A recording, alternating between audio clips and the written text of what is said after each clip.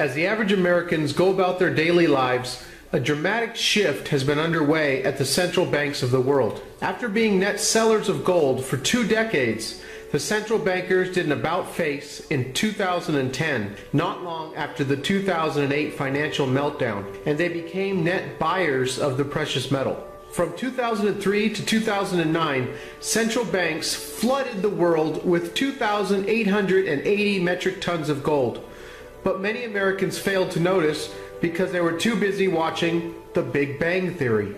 In 2010, the tide finally turned, and central banks took 77 metric tons off the market. But this had absolutely nothing to do with Grey's Anatomy, so few Americans noticed.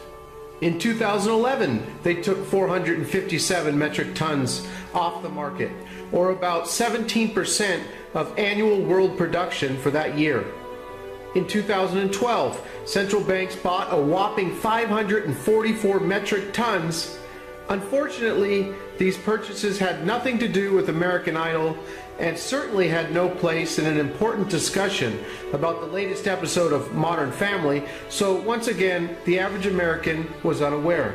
In 2013, while most Americans were watching Dancing with the Stars, central banks gobbled up 409 metric tons.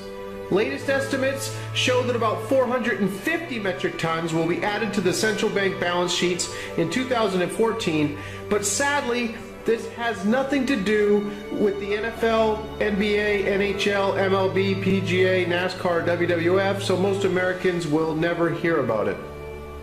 At this point, I would like to mention that China is not included in the data that has been presented here because they have not reported their official gold holdings since 2009. I have made several videos on the tremendous gold demand from China in recent years, and as a result, no one is sure how much gold has been added in the last few years. Officially, they hold 1,054 metric tons. But with record gold demand of 2,199 metric tons, or 73% of annual world production in 2013, and a 2014 gold demand set to breach 2,000 metric tons, or roughly 71% of estimated world production, the central bank is sure to have gotten their hands on a large portion of that gold, and very likely have over 4,000 metric tons by now, if not much more.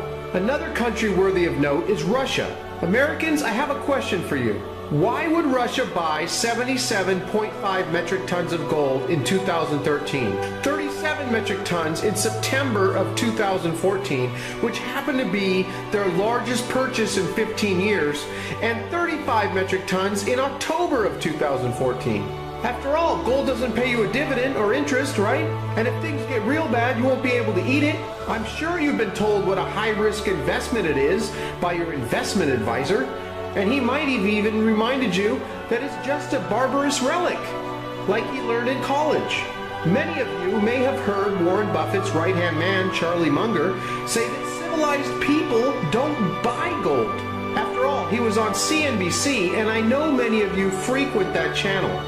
And let's not forget Ben Bubbles Bernanke, who said that central banks still buy gold simply because of tradition. Let's face it, the average American is not interested in exchanging some of their hard-earned dollars for a useless piece of yellow metal. I would be willing to bet that the thought never even crosses most of their minds while they're engulfed in an episode of The Vampire Diaries, or rushing home to fiddle with their trusty TiVo box to catch up on the last couple episodes of Once Upon a Time. So the ultimate question now becomes, what do central bankers, China and Russia all know that the average American does not? Please stay tuned for part 2 of this video, where we will discuss gold repatriation. Unless I happen to release part 2 during an episode of The Walking Dead, then of course I understand why you wouldn't be able to tune in.